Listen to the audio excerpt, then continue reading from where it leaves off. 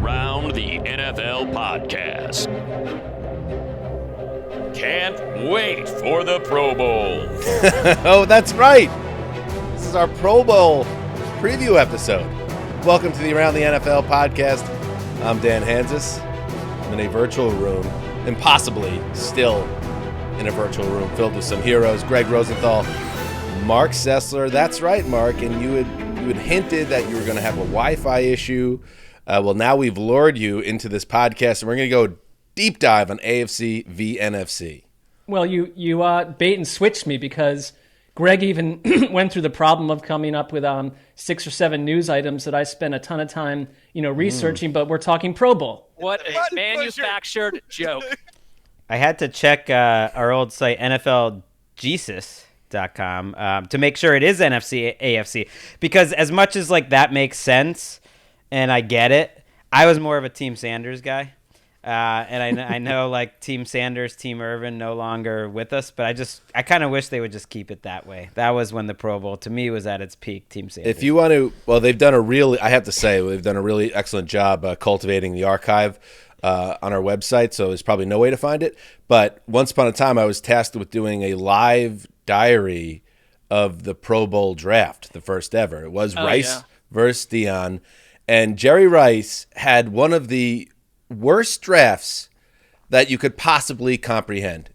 That's one of the only things I remember. I also remember they did a stand-up live hit that they threw it to at one point, and it was, I don't know who it was, maybe Irvin or Mooch, and they were by this rocky sea where the waves were crashing upon the jetty, and it was oh my God, these guys are going to get swept into the ocean and killed at the Pro Bowl live draft telecast. Utterly needless way to die. I couldn't. It would be a terrible way to go out. Was that the same draft that Henry Hodgson almost ended someone's career in the newsroom and was very angry? It was very memorable. He killed a man and got away with it for not quite having the live draft on the website going in the time or as live as Henry wanted it to be. But Handsome Hank is one of those guys. He's handsome. He's charming. He's British. But if you get on the wrong side of him, look out. Right. Look out.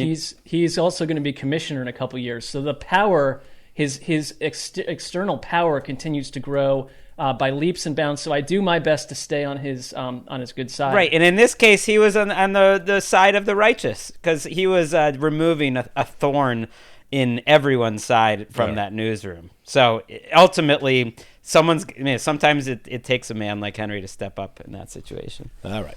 I don't know if that was necessary context, but I guess it helps out Henry ultimately. It was that true. Person could be listening. It was true. I was on his side that night and beyond. Wait a second. Is that? I think it is. That's Connie Fox's music. Look at this. That's right. There's a wolf in the podcast studio. We're at What home. are you? Wait a second. This is some epic bullshit right here. First of all, Colleen, I'm so happy to see you. Welcome back to the Around the NFL podcast. Always a joy. But you're doing it from the Chris Wessling podcast studio, the very studio that me and the boys have been banned from for going on a month now. This is an issue. This could be a civil lawsuit. I'll leave it there. Yeah, not only that, I'm doing it from the studio. I'm doing the show from your chair, Dan, where you sit. Oh. So I'm just keeping it warm for you, buddy. Oh. I mean, does that feel just to you, Colleen? Do you feel good about the way this is, the way you proceeded here? I think that I feel very comfortable in this situation, in this seat. The lighting is great. It feels nice. Yeah, the lighting is great. There's people buzzing around. I don't know why you guys aren't here. You should come check out the studio. It's beautiful. Love what you've done with the place. Listen, I understand we continue almost impossibly for 2 years running to be in the grips of a global pandemic, and everyone's trying to do the right things. But I think it's time for the boys to get back in that studio. Greg, what do we have to do? Is there a shadowy league figure door we have to knock on? Do we have to go see Dr. Sills? What do we need to do to be together again in the Chris Wessling podcast studio? Maybe just set up a little desk next to the desk or extend the desk. I think that's it. Because remember that one week you weren't there. Mark and I got to do it. The desk big enough for 2 people, not for 3. I feel like we could figure this out. We will try. Connie, how are you? It is Super Bowl week, almost. It's the Super Bowl bye week, and how you feeling right now? I'm feeling good. I'm getting my energy up for this week. I was just taping a show, Super Bowl countdown show in studio with David Carr, talked to Lamar Jackson and Stephon Diggs. I didn't know we were talking about the Pro Bowl today, so that's some good breaking news. I'm excited about that. Going to bring a lot of perspective for that topic. But guys, I've missed you. It's great to see you. Great to be back on the show, and I'm excited to hang out with you guys this weekend. It's going to be great. Yes, it is going to be excellent to be together. We can't be together right now, but this weekend we'll be all together celebrating Chris Wessling on the year anniversary of his passing. Obviously sad, but also it's nice to be together, and we're going to do a lot of the things, Mark, on Saturday that were the hallmarks of the great times we had with Chris when he was with us. Yeah, I mean, I think it's like we all think so much of Chris every single day, but one of the enduring concepts that Wes brought to my life was that when you hang out on a Saturday, you do something that is extremely memorable every time, and it is never anything but original. Wes was one of the better hangs on planet Earth, so we will do it in his honor. Absolutely. So, by the way, before we get into the show, we got a lot to get to. There's some news. Obviously, the bombshell involving Brian Flores dropped right in the middle of our Tuesday show, so we'll get some updates where that story is from Tuesday afternoon to right now when we tape mid-afternoon on the East Coast after 12 here. So we're going to check in on that story. Also, a head coach hiring on the way in Minnesota, and it's not the guy that we kind of thought it was going to be a day ago. And also, this will be fun, thinking like when you look forward, you spin forward into the offseason. We're very close to Hollywood. Connie, right now you're technically in the district park called Hollywood Park. Mm-hmm. And we are... If you are where I live on a hill, you could see the Hollywood sign. So we're not in the middle of it all, but we're near the glitz and the glamour, right? So what if you viewed the off seasons of teams' upcoming off seasons through the lens of Hollywood? And one of the things in the business, my wife works in the business, is securing the rights to tell a team's story. And you got to get in early. You got to get in. Somebody got in early on the Kurt Warner story. And that thing went all the way to the theaters. And Mark's going to give a full review Super Bowl week. I mean, early, it happened 20 years after the real-life events, but they were the first ones to nab it correct. So we're going to get in on the ground floor with telling, some of this is projecting. We're using our football knowledge. What are going to be the best stories of the offseason, the teams that are going to be the most exciting and are going to bring box office. So that's coming up later. We're going to put on our studio honcho hairpieces and giant cigars and dark pasts hidden away. It's good. I already have my hairpiece on, so perfect. Dan, did you get a hair? Dan always gets a haircut about like 11 days before the Super Bowl. He likes to talk about the magic window. So that would mean you've already gotten yours? Yes, very good, Greg. See, that's good. That's a personal side of you connected to me, knowing things about me because our relationship has gone on. I've also noticed you've shaved, which makes you look more like your young sons. It's time to come out of the wilderness of the end of the regular season. So Papa Bear is coming out of the cave and trying to clean things up a little bit. And thank you for noticing. My boys noticed. You have noticed. Others have noticed. My wife has still not noticed that I shaved. I think that I noticed it too, but you and Greg are such indestructible bedfellows that, of course, he would verbalize it first. Is there? We got so much to get to, but Mark, I think you would handle this with sensitivity. Can you send a message to my wife for not noticing that I got shaved, like I shaved down here? Like, what's going on here? I will handle that. Yes. I will handle that right after the show ends. Just have 20 clowns show up at Dan's house. You're like Jim Harbaugh. You just want to be wanted. Just see, like, so true. You want more attention. All right. So this is. I know I mentioned Super Bowl already. We got Bengals. Who are they playing? The Rams. Mark's favorite team. Bengals, Rams, Super Bowl 56, a week from Sunday. And we're going to get into that and dive deep next week with 3 shows from Radio Row in downtown Los Angeles. It's going to be sick. And then Sunday night, the flagship show, the final show of the season, where we break down everything that happened in the game. I don't know if anybody had anything they wanted to share about the Super Bowl, because I'm about to shut down the term Super Bowl for the rest of this episode. Penalty is loss of limb if you even reference Super Bowl. Anybody have anything to say about the game so far? I know it's been a little quiet on both fronts, understandably so. I just want to say Super Bowl. Just get it out of my system. Just feels good. Super Bowl. Super Bowl. I do like that All right. the Bengals have to practice at the University of Cincinnati this week because they don't have an indoor facility, and they're gonna be playing the Super Bowl indoors, and it's cold there in Cincinnati. If Wes was here, he would note some things about the Bengals still haven't changed. It's 2021. Your $1 billion NFL franchise. How about we go get an indoor facility to practice at? That's fair. Maybe the increased revenues that comes with being a winner and having a franchise quarterback and going to a Super Bowl, maybe the Mike Brown family will string I together shouldn't be some dollars. focusing on the negative. It's a beautiful time. It's a beautiful time in Cincinnati. All right, let's lock it up. Super Bowl, Super Bowl, Super Bowl, Super Bowl. Hey, Ricky, let's send the Super Bowl downstairs to the basement.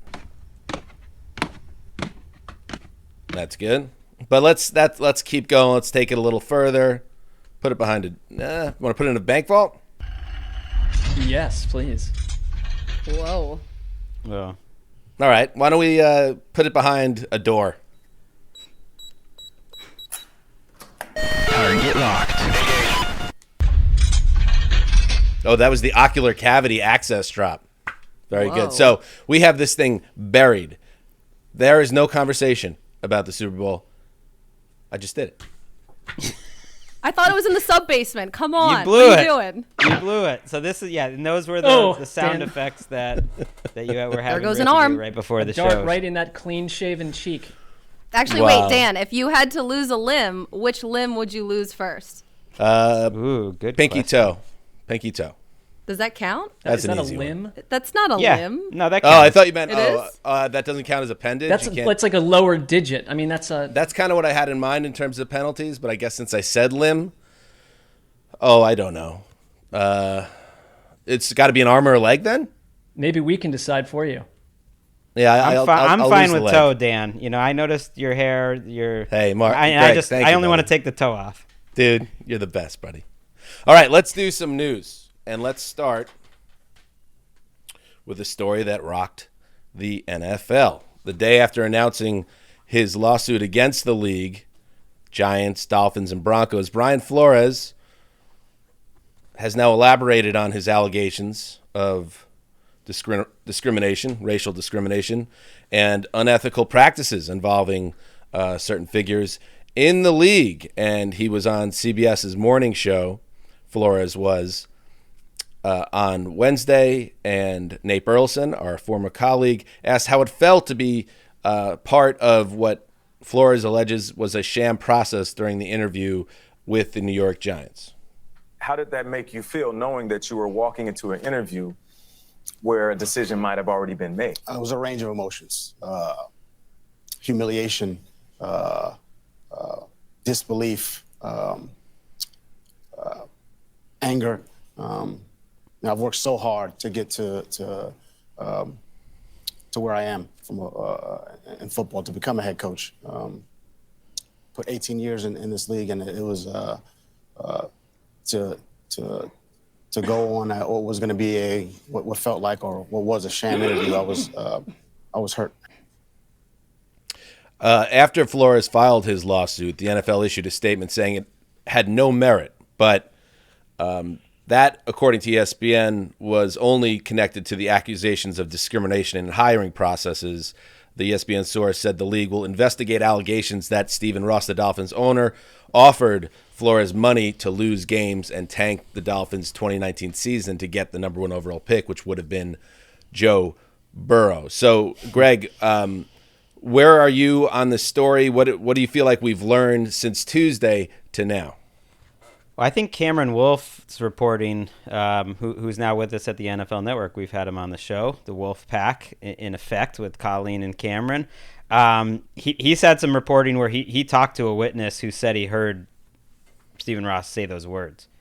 So that is providing more evidence into the investigation that is a little easier to see the NFL following through to the utmost degree in the coming weeks and months, if they were to find that is true. And Stephen Ross came out with a very strong statement saying it was all malicious lies, and that's going to be a big story that we follow for a while. Wolf said that Flores' team rather said that they have corroborating evidence, including messages from the general manager, Chris Greer. So that goes to the integrity of the game, which I think was very pointed, that he put that item and the Broncos item into the lawsuit because it made it bigger than just trying to prove the discrimination, which the Belichick texts obviously will assist him in doing that, and really makes it bigger. And it comes very specifically after one owner, Stephen Ross, who like I said, it took him almost 2 days, but did release a statement around midnight on Wednesday, Miami time. I think it's interesting too, that when you look at Hugh Jackson coming out and he sort of backtracked the claim that the Browns offered him money to lose games. He went on SportsCenter and said basically the way that the team was built, there was no chance to win at a high level. But I thought that was really interesting when those reports first came out, that Hugh Jackson was also in a situation where he was being offered money to tank. I mean, this is just so incredibly messy for everyone involved. And watching Brian Flores on ESPN and on these various outlets, I just see a man that was driven to the absolute brink. And he is obviously to a point where he's willing to risk it all just to get the story out there, just to maybe help inspire some type of change for people to come after him. Well, he really thought he had the Giants job, right? Yeah. Right? He really thought he had the Giants job. And once I got to read all the details, that was part of it, is he really thought he had an inside track there based on things someone in the front office had told him there. And he said that was his dream job, essentially, working for the Giants. And the way it flipped, essentially, when Joe Shane became the general manager. Also points out something we kind of talked about, like, why are they doing these interviews without the general manager?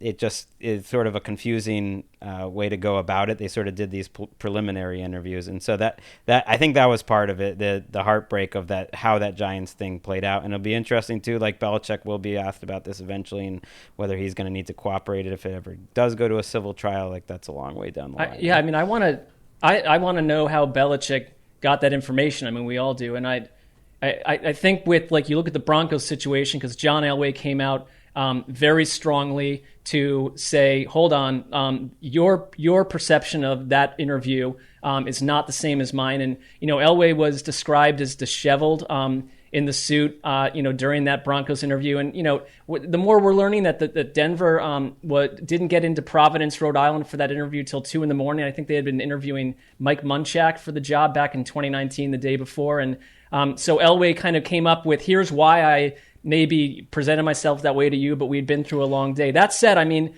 my takeaway from Brian Flores through all of this is that this is one of the biggest sports stories that we'll ever deal with, because if real change comes through this, and there's a reason to be suspicious of the owners in general, that real change is not happily coming easy to them on this front, and it's not happened. But Brian Flores, this is not just trying to get back at someone or be vindictive at all. I mean, he talked over and over about change, and just my takeaway from him, getting to know him more through these interviews, is that he is putting his entire career and life on the line for this, and it's for other coaches. And I see someone who genuinely believes what he's doing, and that's how I do think that the NFL could be changed forever, coaching practice-wise, because Rooney Rule, like the way it came in and the way it's being used, and X, Y, and Z, it's just simply not working. And Flores is finally going for it. There are two huge stories here, obviously. So one, and they're both massive in terms of the NFL. One is the hiring practices and all the issues and problems that continue to plague the NFL in that realm. And then there's the competitive issue and the talk of tanking and paying a coach to make the team lose. And then Hugh Jackson, who was involved with one of the worst teams of all time with the Browns when they went, what were they, 1-31 or whatever it was over 2 seasons. He comes out and he says, it doesn't hide behind anything. He says that he was the same thing was done. Basically, he was being told by ownership, it's okay to lose because we're trying to build towards something. And I just think that is, I don't know how they fix the issue with hiring the right people in head coaches and front offices, because it is a thorny issue and there's a lot of layers to it. And that's something the NFL is going to have to look in the mirror on and ask some hard questions and figure out some answers. This other side, this is the one that's like, whoa. I mean, this could lead to owners exiting the picture. This could lead to major sanctions against various teams. And you wonder, as we peel back the layers of the onion here, if the story is just going to keep ballooning. We've talked about it in broad terms for years, and it's not just the NFL. The idea of tanking and how teams are trying to lose to get that hot shot coming into the draft to rebuild the organization. But what would happen if there was actually proof that teams are doing it and monetary rewards for losing? Meanwhile, the fan, the big loser in all this is the fan. Mm-hmm. If this is true, you're charging the fans the same amount of money you are if they're trying to win, or as if you're actively trying to put a losing product on the field and asking people to pay $200 for a ticket and $80 for parking and $200 for concessions. Like this is massive. Well, I think we would learn a lot more, too, if it gets to the point where this lawsuit moves to the discovery phase. And then that's when it really gets messy. But also a starting point for moving in the right direction and changing some of these hiring practices that we've seen is, how about a black owner in the NFL? I mean, that's probably one of the main things that needs to happen to have that representation at the absolute highest level. And then another thing I just want to clarify real quick. Are we saying that, like, Bill Belichick is saying that he got the wrong information? But when you look at the text messages, I think it's clearly that Belichick just texted the wrong Brian. Yeah, because he says that. Right. He got confused. Okay. He got confused. Just making sure that it's this was totally on Belichick I was for surprised, mixing up the Bryans. Right. I was surprised that people were like, well, how would Belichick even know? It's like, well, what are we talking about here? Like, Bill Belichick. They're all in the same industry. Coaches all talk to each other, and it's not like he's like reporting it on a national level, but whoever he's talking to, like, they all work together. He's in the middle of hiring offensive staff, defensive staff. Like, it's a network of people who talk, and he clearly had information probably from, a very high level that he believed, like, he knew what was happening there, and he sent the wrong text. And it is interesting because I think without that text, none of this is happening. That's the most granite piece of evidence right there. And that's really the focus. I think it's key when you look at the lawsuit. It starts talking about Black History Month and everything to do with the black coach, and that's really the focus. And that's what started this. And I think his anger and hurt about the Giants thing started it. And then while he's there, you can imagine Brian Flores, and you could hear him talk about it in these interviews, how upsetting it was to be offered that money. What he's alleging, that he's held on to that for a while, and that now that he's doing the coaches, he went for the whole thing. And I think it's instructive, Mark, as you said, that the statement was reportedly about the coaching hiring, and that our reporter Ian Rappaport said that an investigation is expected into the competitive accusations. There has to be, right? Right. Yeah. But that's instructive, that right off the bat that is hitting a different bell inside the league office.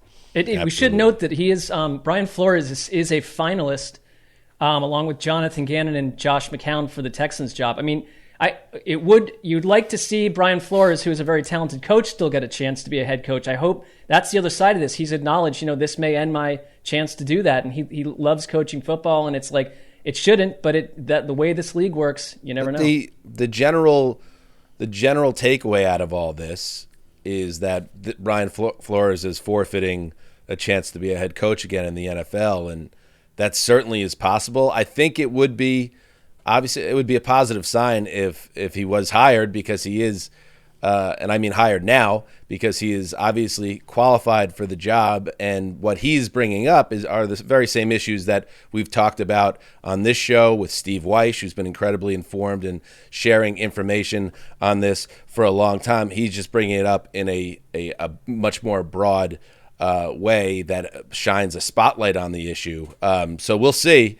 He is a finalist. You're right. They announced that. So does he have a chance to get a job? I don't know. Is he out of the league completely? It's certainly a possibility. It was a bold gambit. There's no doubt about it. All right, let's check in on what else is going on in our league. The Minnesota Vikings, huh? How about that? Weird. The Minnesota, I don't know, did you guys read? There is, speaking of The Athletic. Did we bring up The Athletic? I don't know. Chad when Graff. did that happen? We did last show, and I just consider any time in between shows is kind of a waste of time. Our lives are lived on air. Right. Did anyone read the piece from Chad Graff and John Krasinski on the Vikings head coach? Yes, it is tremendous. I did. It's Mark, very well done. That is great work, and it tells the story with inside nuggets from people that were inside the building or connected directly yesterday, how it all happened with Jim Harbaugh, who I think the general vibe from us and many others was that, okay, Harbaugh's flying to Minnesota. There's reports out there that when he left Michigan, it was kind of like a goodbye. This is a done deal. But the real story of this, Mark, is that Jim Harbaugh was never quite the leader in the clubhouse. In fact, the Vikings, during a very thorough search to replace Mike Zimmer, they were a little bit spooked by the idea after a taskmaster, a guy that was kind of a hard ass in Zimmer, was finally moved out of the building. Do you want to bring in another guy that has kind of an edge to him, especially after they flew to L.A. and interviewed Kevin O'Connell, who blew them away? And that's ultimately where they decided. They never even offered Harbaugh a contract. Yeah, I mean, they talk about, literal line from the article was that Harbaugh arrived at the Vikings headquarters early in the morning, brimming with his trademark confidence. And, there was a sense that, I think for Vikings fans, that, you're getting Jim Harbaugh in the building. Maybe this is just a coronation. That of course he's going to get the job, and these other names don't mean anything.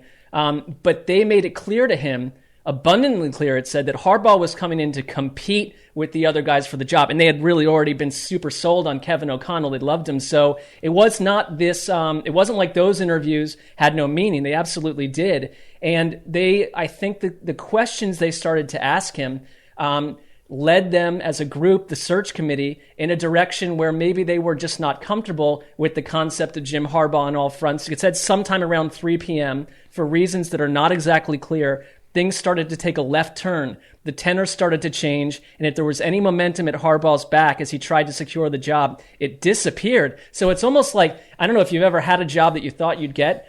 You went for that last interview, and somehow you don't get it. I mean, I typically nail these things, but it doesn't always happen to everyone. You can lose it in an interview, and I think that Harbaugh probably did not think that someone named Kevin O'Connell was going to come and influence the way he did. I mean, it seems like they found their guy despite Harbaugh. For Jim Harbaugh to interview on National Signing Day, 1,000% he thought that he had this job. There is no world, no right. way that he is flying to Minnesota and risking losing the job and having everybody see him lose the job. Like, this is a man who's super proud. Why would he do that on such an important day on the college calendar too? And there were reports that he was telling his recruits that he might be gone and sort of being transparent about that. So I think for me, clearly Jim Harbaugh wants to maybe leave college and get back into the NFL, but I think that he thought he had this in the bag. Right. Yeah. I mean, he works for the University of Michigan, and people there thought he was leaving. The Wolverine.com, which is, I guess the premier website essentially covering Michigan football. I guess. He was gone. So, I mean, I don't know if there's a better one out there, but it's the very Wolverine prominent. or nothing. It's prominent. And I saw other places kind of running with this too, of like, well, if the Wolverine says so, he's gone. And they said he was gone because he started saying some goodbyes, and he's just like assuming that he has the job, and whether that was right or not. I mean, something happened. ESPN reported that that essentially he acted like a guy who thought he didn't really have to interview for the job either. Like he kind of just showed up and was expecting to get it, and that created an awkwardness. And I was reading between the lines a little bit, Mark, in that piece, and when they talk about the search committee met with O'Connell, and they were blown away. He had studied the team's roster from the previous season. He came prepared with ideas on how to improve the team and was able to offer a nuanced review of quarterback Kirk Cousins, whom he coached for one season in Washington. I'm reading between the lines. It almost feels like Harbaugh just like rolled in with some, big energy, big blank energy. And maybe when they said, all right, what's your plan? He's like, well, I'm Jim Harbaugh. Go look at my resume. Absolutely. I think to what Colleen and Greg said, that's exactly the case. That, these days you have to go in with it. Kevin O'Connell did what you should do in an interview. Have a dense, thought out plan for the people that are on your roster you're going to be taking over in a week or so.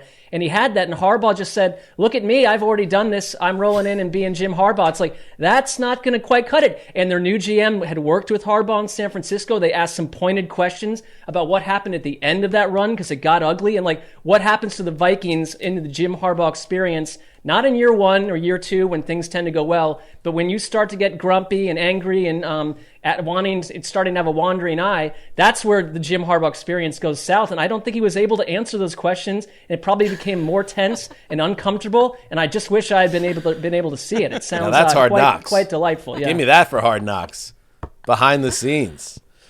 The wandering eye part of this too, I think, is really interesting because now he goes back to Michigan with everybody knowing that he has this wandering eye and that it wasn't reciprocated. It was not right. Oh, he was trying to get out. It was he assumed he was getting an NFL job to do all this stuff. He let his defensive coordinator go to his brother John in Baltimore. That was part of it too. He thought this was going to happen, and the Dolphins are a little part of this. And there's some conspiracy theories out there. I don't know if I'm going to believe him or not, but Stephen Ross, the owner of the Dolphins, said publicly, because he is one of the biggest, Michigan donors and backers, he's a Michigan grad, that he would not be the guy to take Harbaugh from Michigan because he didn't want to do that to his college. Now, he was the guy who tried to hire Harbaugh in the same cycle that he ended up going to the 49ers way back, struck out, didn't happen. And it's just fascinating because some people think that's a marriage that would happen if not for what's happening now, or that Ross didn't want to make that look bad with Michigan. Meanwhile, our guy Ian Rappaport reported that it was Tom Brady who was set to meet Brian Flores on that boat with ownership in Miami. And again, a Michigan alum, so you can sort of connect the dots all there. And it's just like all this stuff is swirling together, and it is a wild pre-Super Bowl week. But Stephen Ross saying that he didn't want to mess up the whole relationship that Jim Harbaugh and everything he had going on at Michigan for him to come to Miami, that feels not true. Why? That's either coming from Harbaugh not wanting to go there or Stephen Ross not actually wanting him, because if Harbaugh's doing interviews with teams like the Vikings, obviously the want was there. Well, these guys always tell the truth, so I just believe it at face value. Also, there is a sea change in the NFL, and there's a 36-year-old offensive hotshot connected to Sean McVay and all this stuff. That carries a lot of weight, and I know Harbaugh has a ton of success, but he's an eccentric 58-year-old guy. I think the league is just getting younger at the position. Young GM too. I think that seems awkward, like an awkward fit. A guy who's a first-time GM in Adolfo Mensa and Harbaugh trying to work together. We should talk O'Connell because he's an interesting guy. You mentioned he worked with Cousins. Cousins had a good year with him. He was his quarterback's coach in 2017 in Washington. Went to the Pro Bowl. One of the better Kirk Cousins seasons. Never been a play caller though. Was drafted. I remember when Patriots fans were furious that the team drafted him in the third round because people were like, why are you burning third-round picks on backups? They ended up doing that a million times with Jimmy G and Jacoby Brissett and Ryan Mallett, and that just was sort of their thing that they did. But O'Connell was the first one, and it's insane that he was like he was supposed to be the backup to Tom Brady like 8 seasons into his career, and yet he's now a head coach in the NFL. It does, point out some of these guys rise pretty quickly, and I think that's why some of the black head coaches that have been around longer or had bigger experience get upset when someone like O'Connell kind of skips to the head of the line. All right, in other news, yes, it is indeed the Washington Commanders. After 87 years with the former name, there were 2 years as the Washington football team, which will never, for me, ever be anything other than the stupidest thing in the history of the NFL. The franchise announced Wednesday morning that its new name would be the Commanders. It also unveiled the new logo and uniforms. So yes, Joe Theismann, he did give it away. You blew it! And since we're talking about Joe Theismann, I don't know, Connie, if you listened to Tuesday's show, but I did. Joe had some real trenchant thoughts on Commanders, so listen up. A lot of commanders in Washington, D.C., in the Pentagon. That's true. I mean, that's It's hard to argue. You can't argue it. I heard Sessler go pretty hard on the Pentagon. Came after the Pentagon hard. Play That's that not quote even again. controversial. Play it Acting again. like the Pentagon is, writing poetry and doing nice things Play it all again, the time, Ricky. please. A lot of commanders in Washington, D.C., in the Pentagon. Once again, Mark, there's nothing saying the Pentagon is this paragon of purity. He merely mentions that commanders reside within the Pentagon's walls. A lot of commanders in Washington, D.C., in the Pentagon.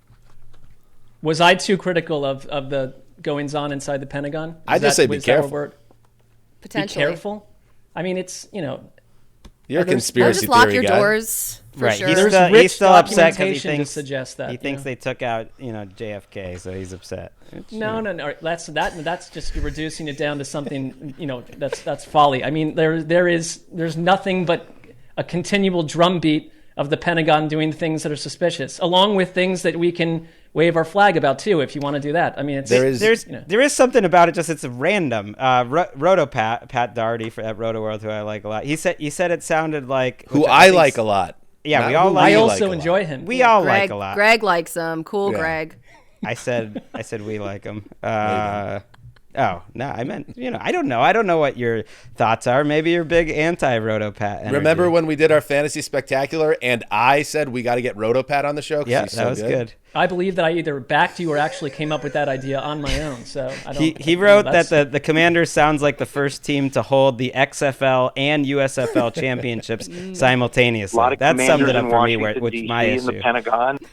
I think it's very easy. That's a great tweet. But it's very easy for the old standard, like whether it's a uniform change or a team name. Oh, man, that's like a fake name from a football movie. It's like, well, yeah, it kind of is. I'm more annoyed with you can't shorten it. How are we going to shorten this thing? Because the other Commandos. This is not funny, but it's like they're already be called the Washington Commies, which is a mixed message in terms of comms. Right? The comms. So, it's just not going to be a great look when they finish last in the division and their name is the Commanders. Like, they're not going to be commanding a whole lot. Do you think less of Giants now, like large giant people, now that the Giants are like the worst team in the NFC? Someone noted, though, it's the longest name. Washington Commanders is 20 letters. That's too many characters. You got to put those characters in a headline. It's a lot. What's the battle cry? In Washington, D.C., in the Pentagon. I get it, Joe. Joe, we get it. You educated us through this whole process. And finally... We should mention, by the way, what a week for the NFL. What is this, the Greg Rosenthal we should mention episode? No, well, while we're talking Commanders... Way to mess up his transition again, Greg. I should have, before the show, mentioned that Dan Snyder, their owner, had to put out a lengthy press release denying new allegations of sexual misconduct directly against him. That came out in a press conference this week. So that was timed specifically with this name change, but it's quite a week that he had to release that. and Greg, it's not going to end there either. I don't make light of this. It sounds, you take that with gravity, the whole thing. But it was a cheerleader, as I mentioned in our sandwich props prior to the season, that unfurled the allegations against Dan Snyder. So that only backs up my sandwich prop, which I already won because a cheerleader already had been involved in problems. Wait, what is wrong with you? What do you mean? Didn't you get your sandwich? Yeah, I'm saying, but you're just spiking the football now. It just shows you that you're spiking the football connected to some hideous allegations. I said I do not back the. Guys, it's been great, awesome show. I'll see you later. I gotta get out of here. Finally, if there's anything else, Patriots head coach Bill Belichick, who's been in the news this week, hamina, and he has an iPhone, Ricky and Connie. He issued the following. He issued the following statement on Tom Brady's retirement. I'll just read a piece of it. Hit it, Ricky. I am privileged to have drafted and coached Tom Brady, the ultimate competitor and winner. Tom's humble beginning in professional football ultimately ended with him becoming the best player in NFL history. Blah, blah, blah, blah, blah, blah, dash Bill Belichick. I just want to tell you something. Belichick is a smart guy. I mean, he's stupid in that one instance that's caused a major issue in the NFL, but otherwise very shrewd, very smart. This is what you do. It was very small of Tom, not to mention the Patriots. Bill rolls in with a glowing statement, and it just makes him look better. Well, he's also doing some damage control right now. You think it's connected? Okay, interesting. He had a change the subject. He had a very similar statement when Brady left the first time. Brady did respond, in very 2022 fashion, in his Instagram stories, showing that statement and then saying best coach ever. I love you. Heart emoji, heart emoji, heart emoji. So once you go triple heart emojis, I feel like everything's cool now. I think it's going to be emotionally taxing to Dan on multiple levels when Brady, with no complaint, rolls into Foxborough in year fill in the blank for multiple Patriots ceremonies and feel good scenarios. Like I don't see the grudge at this point. He heard the feedback because he released another video on Thursday, and he said thank you to all my supporters and teammates and everything, and he capitalized all, and it was heavy on Patriots. And I did get a note from a communication professional who his theory, and he at the highest levels. No, a friend of mine who had worked at the highest levels. He said you'd be surprised, like when it's stuff like this and it's panicked. He thought it might have just been user error. He really thought it might have been a panicked, quick thing, and it wasn't a lot of thought put into it because. User error by Tom Brady with his statement. Right, essentially that that there was a lot of. Wait, who is this guy? That wasn't just pressing Control Alt Delete by mistake. I mean, he put a lot of effort put into that message. I thought there was a lot of effort, but that it just went out too quickly, and it's it wasn't really too well. That is not. Come on, too well. Who is this? A communications professional told you this? A former White House worker. I'm not going to go even farther than that. But what does he have to do with it? He just thought basically the rapid response of Tom Brady's team was just bad. He's coming back from the other. Who was this? Oliver North or something? Were you speaking with Oliver North? I mean, who's the operative? He had 4 that days told you this? to cook it up. He had a good theory too of that it went so hard on Tampa early because he knew how Brady was feeling very apologetic, that basically the part that Adam Schefter's report coming out really hurt. Wait, I'm sorry, Brady you're still talking about the communications guy? Yeah, he hadn't told the Bucs. No, I'm saying he hadn't told the Bucs yet, and that's what the Schefter report why must he keep his identity secret? It feels like he's just sort of throwing out. It's more fun that way. All right, but is this a friend of yours? It is. I have no idea what's happening at this point. That's what's happening in the news. Let's take a break and then let's head to Hollywood. All right, welcome back. Hit it, Ricky.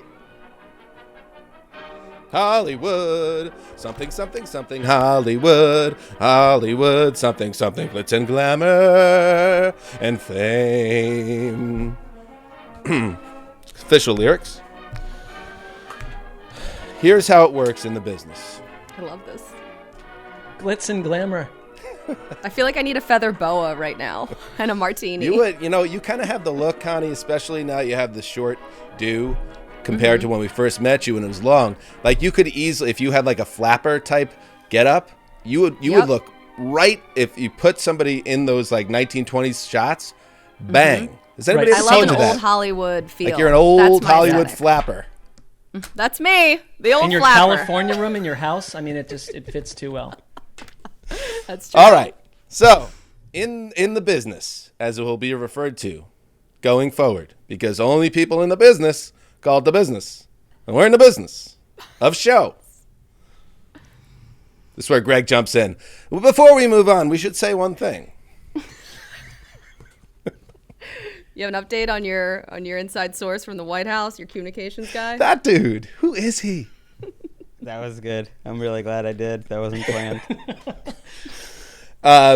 To make a movie is a long process, but the first thing, if you're telling a true story, is you need to gain the rights. And Mark's had such a long and winding career as a writer before becoming a NFL network personality. Maybe even Mark investigated this for one of the fascinations he's had in his past.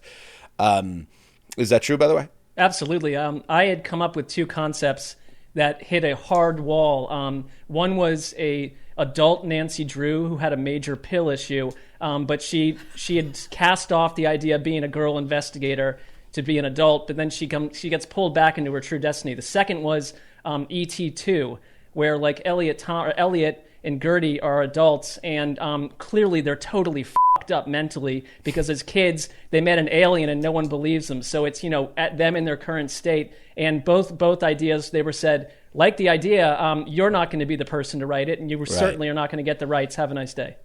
Okay. All right. Well, that's Is that good. what you're speaking to? Or you No, well, here the chutzpah on this guy thinking he has the rights to ET too. Right. I didn't think I would, but it was... Well, I wasn't talking about like that's existing IP, ET. Okay. So well, I'm talking about, we'll use Kurt Warner again as the example. Kurt Warner, what a story. I want the rights to his story, so I will pay Kurt Warner, lock that in so no one else could tell this story, okay?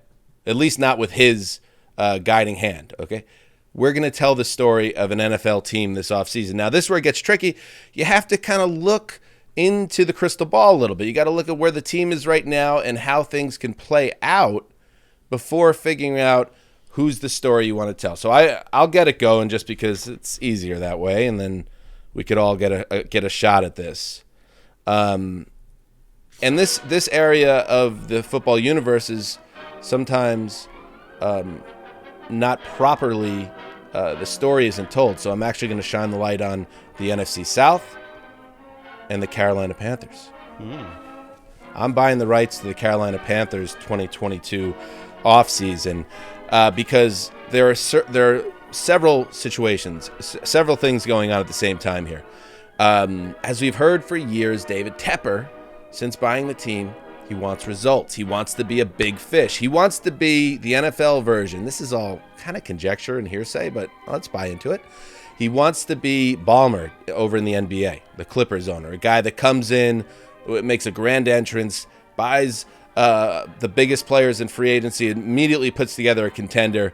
He's learning, Tepper, that it's hard in the NFL to do such a thing, especially if you don't have a quarterback. So you have this in play. The Sam Darnold drama. It didn't work out with Bridgewater the year before. He needs a quarterback. He's now been waiting for 3+ years since becoming owner to find a quarterback. So there's a QB panic going on right now, and that could lead to some things, some drastic measures being taken. Now you have the possibility as well of the best player on the team being traded. That is Christian McCaffrey, who has made $30 million over the last 2 years to play about 7 games. Injuries, but when on the field remains an electric presence and arguably the best running back in the game. Could Christian McCaffrey be used and dangled as a trade chip to bring in the quarterback we want? So we got an angry owner, we got a scared as hell head coach who knows he's on very soggy ground right now, and a huge hole in the center of the roster. Give me those rights. Let's follow along with this story because I think there could be some splashes. I would watch that. I like that. it. I mean, I'm thinking of titles. Yeah, we can get Ely involved. Keep pounding, I would think, would be the title. Keep pounding. Keep pounding. Perfect. Man, that is a really nice element to the seg that I wish we would have thought of before. Have a title for the movie. Yeah, I'll work on that. I'll workshop that. But Keep Pounding is the working title. Another more industry jargon. Also remember that the Panthers went hard for Matthew Stafford last year. So they want to find and identify someone like that again this year. All right, Connie, how about you? Okay. Well, I actually do have a title for you. It's a working title. I'm just spitballing here. But my movie would be called How We Doin'? And we're going to Philadelphia. I know, shocker. But there's just way too many fun things happening there for it to not be a movie. And we've seen so many movies be made about Eagles fans, Philadelphia fans in general, so there's a rich history of movies coming out of that sports city. Silver Linings Playbook, Invincible, who doesn't love those movies? But Howie Roseman is the point of How We Doin'?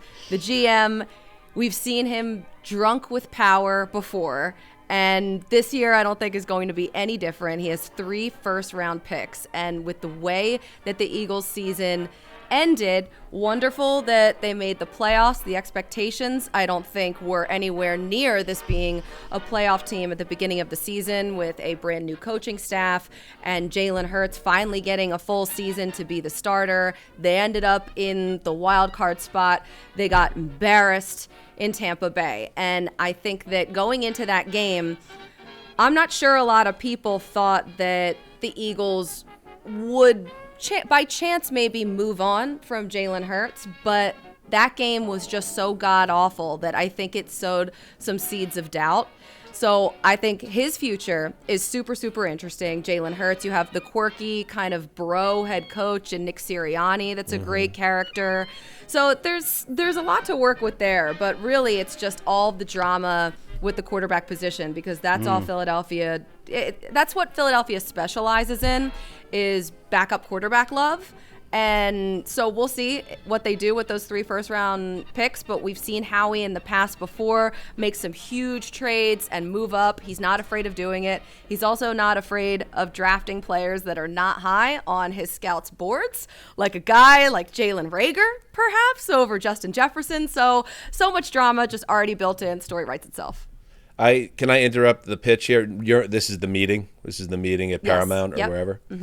What about the news that Jalen Hurts underwent surgery on his ankle and the fact that he really was a rising talent before he hurt himself? And the Eagles probably more than likely are going to say, let's get this guy back to 100% and see if he could build on what was really promising. Medical drama. Well, I'm just going to say medical drama if it's a serious surgery, but I don't know the level of the ankle surgery. It just could be, it could lead to a bit of a deflating of the balloon story-wise if it's just like, oh yeah, he's going to get his ankle done and he'll be okay again.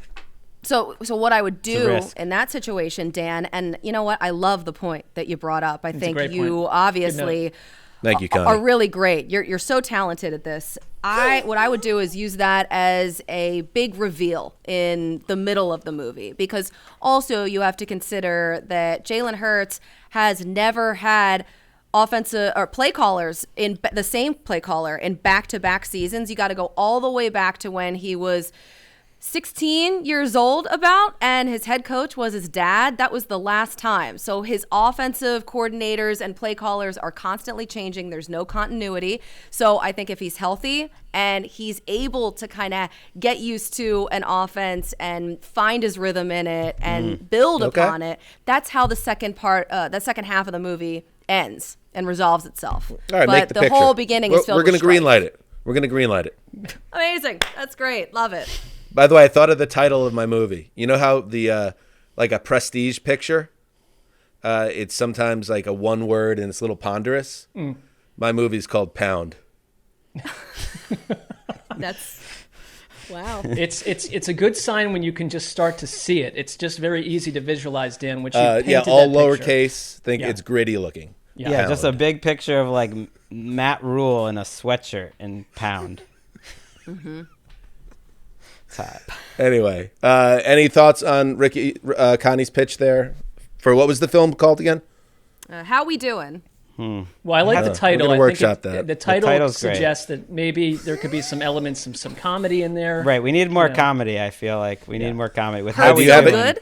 You, Oh, that's already taken. I think get Jeffrey Lurie's son has been like showing up to the Senior Bowl, get him more involved with the story. I think that could be fun. That's right. Big Hollywood guy, I think, right? His son? I think so. I know Jeffrey Well, Lurie is Jeffrey involved. Lurie is, yeah. There's Greg Oh, has his that's buddy that perfect. works for the Great. Eagles. You could have Greg in a walk-on cameo, provide some comedy relief. He can bring his communications professional with him for to do him a favor after he did us a favor. So I like that he had the man is a communications professional, and his theory was that Tom Brady forgot the Patriots. User error. Not really so much forgot, but just like it's like in Succession. Like things happen quickly in these situations in major No PR need to responses. dwell, yeah. It's maybe I not hear like that. Maybe less thought goes into it than you thought. Do you have a It was comedy, 8 pages, Greg? right? Yeah. I like it.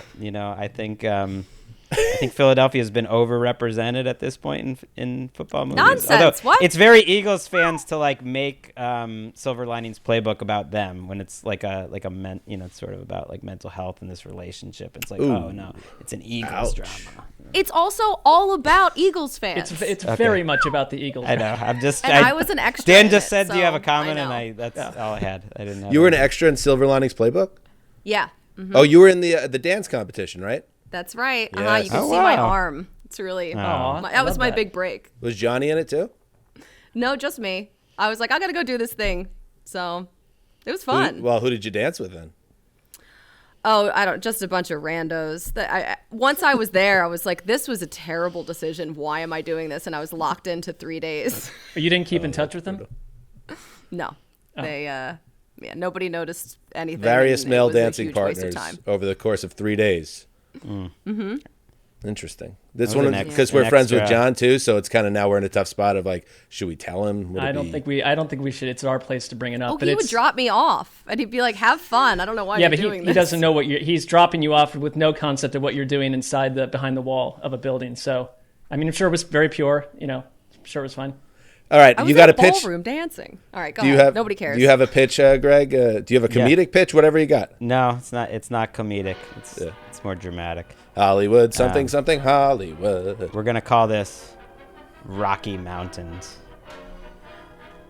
I like It's a it. story of power, of intrigue, of some of the biggest names in the NFL, and it's in Denver. It starts actually last offseason when lawsuits between the Bolin family start, between the Bolin ownership trusts, Saucy. different family members, very succession-like. All of those lawsuits and really families breaking apart over money. It's tough. It's a tough thing. Eventually settled and leaves us to the point where the Broncos are for sale. In one corner, we've got Peyton Manning involved in trying to buy this team. Another subplot, John Elway, just brought up in our news segment. Well, is John, maybe we'll involved sit this in one out. in an ownership, fight. So this bidding is going to be the centerpiece of the story, but it's not it. We have a fresh-faced new head coach in Nathaniel Hackett trying to lure one of the marquee stars of the NFL, Aaron Rodgers, to come to his town. Amidst all of this ownership drama above him, we got A stories, we got B stories, and Jerry Jeudy is our comedic relief. Just a hilarious dude. He's hilarious. So lot of Jerry Jeudy. He's really comedy. gifted. He's a physical comedian, is how I would characterize him. Greg, my I'm not one dialed in comment, on this. Huh.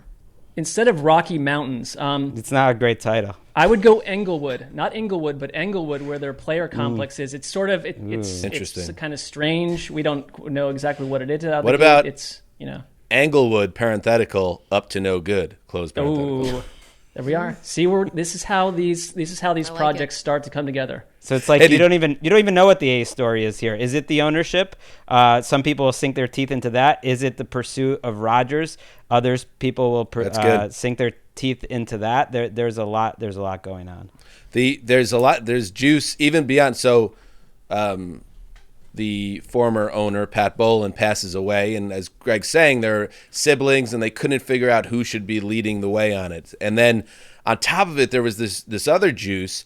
Before Bolin, the owner was Edgar Kaiser Jr., and his heirs wanted to go through a loophole and say that they had the right of first refusal to get back in and rebuy the Broncos. And then another part of this is good, Greg, because money makes the world go round, as Mrs. Miller said, my social studies teacher at Pearl River Middle School. She coined that? I doubt that, but that's fine. That was her way to express how things move in the world, and it's true. The team is valued at just under $4 billion. And right now in North America, Steve Cohen just paid $2.4 billion in 2020 for the Mets. This would go for $4 billion in that neighborhood.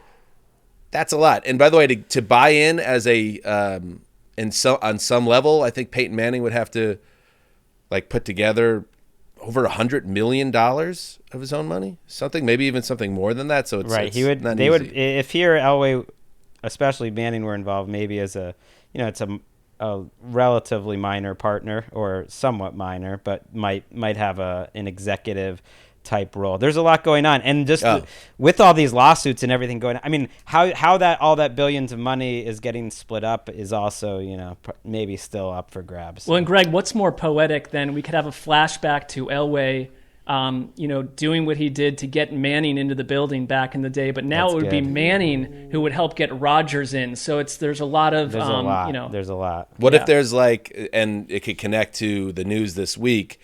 Elway, he needs to get this done, and he knows he needs to look right. So he actually does like an American Psycho type beauty routine, and it's like, no one's going to say I'm going to look disheveled for this. Right. And he's peels his face and does 100,000 crunches, and he's in the white boxer briefs, and he just stares in the mirror menacingly for 25 minutes, and we do it in real time in the movie.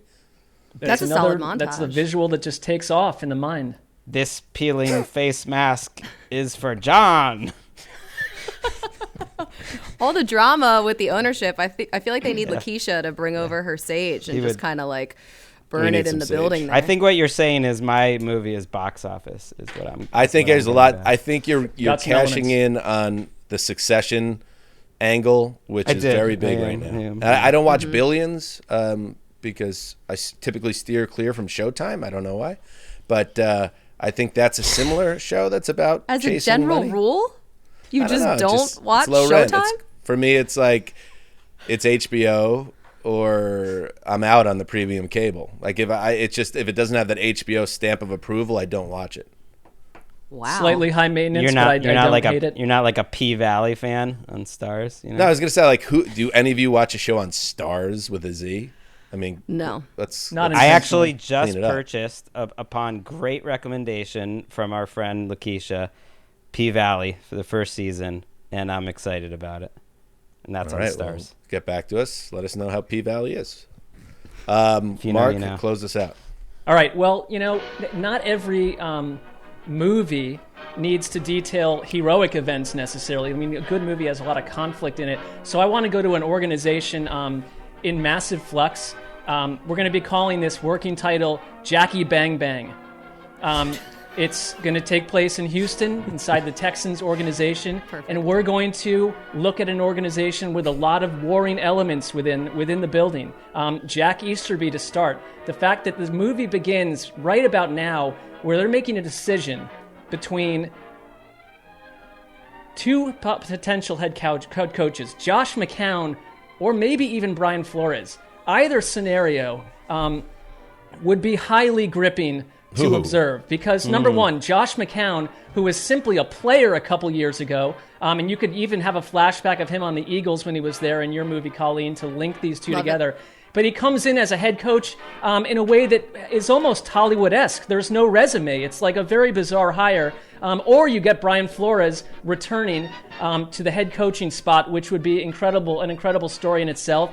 And then, you've got a quarterback scenario where Deshaun Watson, you go in not liking this character, and you probably don't like him ever in the whole thing. But he was interested in Brian Flores in Miami. That was one of the draws there. Miami. So what happens there? Do you start over with it? Maybe someone steps in and just says, listen, we're going to do the right thing at quarterback. We're going to start over. And you just find someone that comes in, again, like a Josh McCown, an unknown. And there's a lot of, worst to first, heroic type stuff happening here. But you've got I don't want to call it a bumbling owner, but an owner with some questions to answer on their own front. And Cal McNair. You've got Nick Caserio, the second-year GM, who wants to follow a Patriots plan. They put a bunch of one-year contract dudes out there. But now everything starts to come together, and this laughing stock turns into something else. And maybe along the way, we learn that Jack Easterby, painted as a total villain, is he more? Is that all he is? Do we learn about him? Is there character transformation here? And we leave the film thinking, maybe this Easterby guy had it right all along, or maybe not. There's just a lot to learn about this team, and I would say, going behind the curtain of the Texans is fascinating. Yes. And I do say, because I just rewatched randomly the pilot of Friday Night Lights, the television show, and maybe Josh McCown could be played up as almost like a Matt Saracen type, where he's like an innocent almost, and he just loves ball, and he just was coaching the son's high school football team as an assistant, and he's wide-eyed, and he just wants a shot. But it's like the personality of Saracen, but the looks of Tim Riggins. That's what pretty you good want. Right. I mean, Josh McCown is made for cinema. I mean, the hair, the jawline. The jawline. Right. I mean, he's perfect for this. You don't need to cast it with some, ham and egger. You just put him in it. And imagine all the opportunities that you'll have for flashbacks. I mean, the Dwayne Brown trade to Seattle when all of the drama was going on there. Was it Ryan Mallett was he the quarterback that overslept and missed like the team bus for a game or something? Was it him? I can't remember. I don't know if that's like one of the top moments in their history that we'd flash back. It was one of my favorites. It was fun. It was fun. Because there is a narrative thread that might bog down the film a little bit, or like ramp up the stakes and make it more interesting. Did you mention Deshaun Watson? Yes, I did. Yeah. Okay. Yeah, that's. Were you sleeping during that part of the pitch? Oh, it was a rambling. You're like the 4:30 p.m. Friday meeting where the guys have been getting pitches all day. People mentally left the building, half an hour ago. I get that, but we could, our friend Seth Payne. You imagine we open, with him in his studio with all these fans calling in. They're furious at the Texans. The thing is a disaster, and there's a lot of Seth Payne through it. And but then he has to, if the team starts to rise. You are in that first-hand look at Seth Payne in the radio show, having to look at this team differently. We're starting to fall for them. So it's Seth very is heartwarming. And Seth will take the job. Seth is the audience conduit here. Right. He's doing a lot of the narrative heavy lifting, which the announcers in sports movies often do. They are really explaining a lot of what just happened.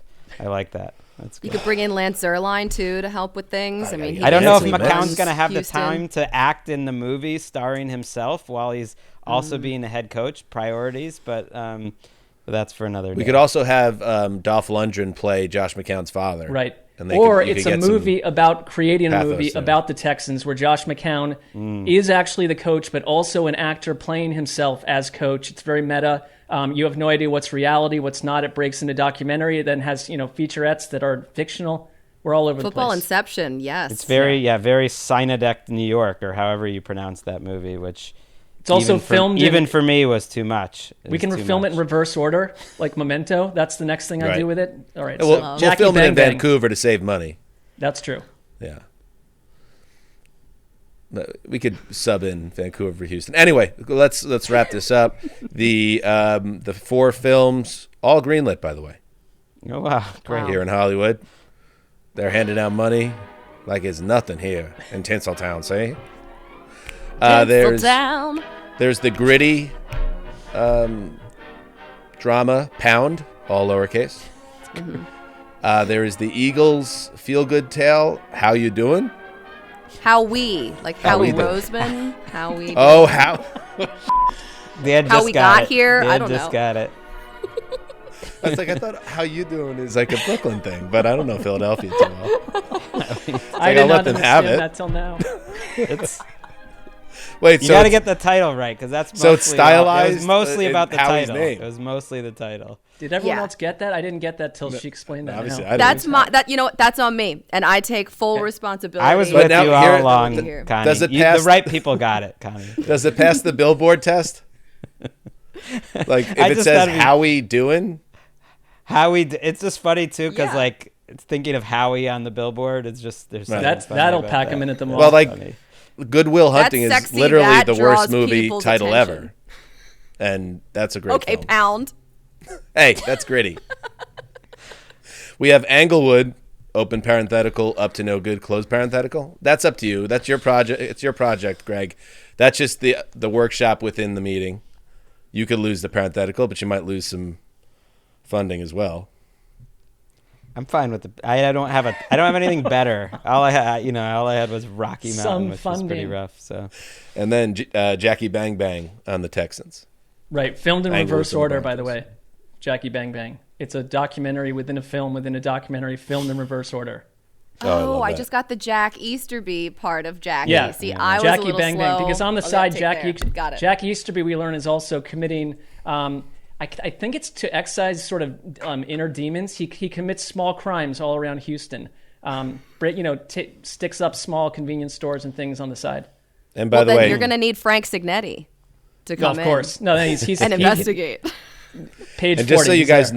know, Pound is a hard R.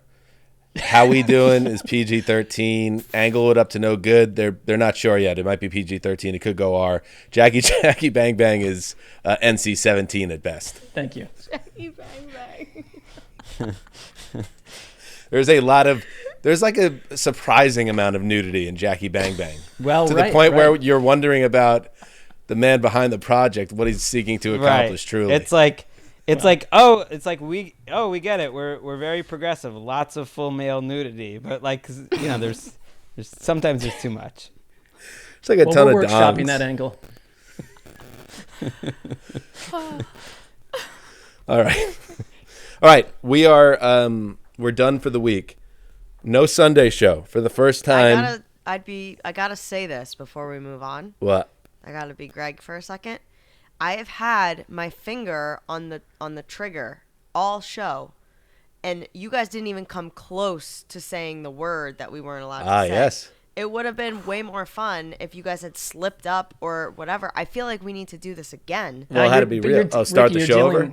You're dealing with professionals here, so we understood that. Right, but I thought you guys might slip up and it would add a little show out. Like, You just want to shoot. You want to shoot Greg in the neck with that dart, don't you? Yeah, I thought he would be like, oh, and then Do you want to Denver say it, goes Greg? all the way Super to the Bowl? Super Bowl. Shoot him.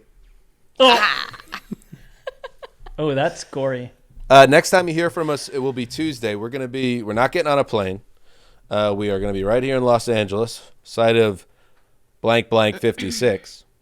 And see, if you wouldn't have jumped in there, Ricky, I would have absolutely said it just now. Yep. If it had come up, it's just we were talking about movies. So Yeah. that's really it. So we're going to be at Radio Row Tuesday. We'll have a show for you Tuesday. So no show Sunday, no show Monday. Wednesday, we'll have a show for you. And then Friday, we got a double dip for you. We have the Around the NFL broadcast Super Bowl special on NFL Network, and also our annual Friday Super Bowl. See? Yes, this is great. I didn't say the second word. I don't know if I took the dart anyway, but right in the jugular. Our preview of the game, and then, of course, Sunday night, the recap of the big game, and maybe some surprises along the way. So thank you, Rick. Connie, you've said it all. Thanks, Dan. And if you're going, I'm sure you had to raise that seat about 2 feet. If you could just return the seat to its prior spot. I actually had to lower the seat, and now I'm putting my feet on the desk. That's just disrespect. How do you like that? I don't like the disrespect. Impressive. Is that gum on the bottom of your shoe? What is Ow! No, that's just the way that it is. Okay. Let me. Also, please clean up the workspace around you. Don't leave, wrappers, bottles of water. It's not someone else's I'll be job sure to do leave that. you guys some notes. Let us I'll back leave in it- our studio. Please, whoever's listening. All right, that's it. Thank you to everybody for listening. Have a great weekend. And gang, we'll see you on Saturday, and Ricky as well, as we celebrate the great Chris Wessling, who is known to say a phrase that we all have come to admire. Greg even has it tattooed on his arm. Heed the call.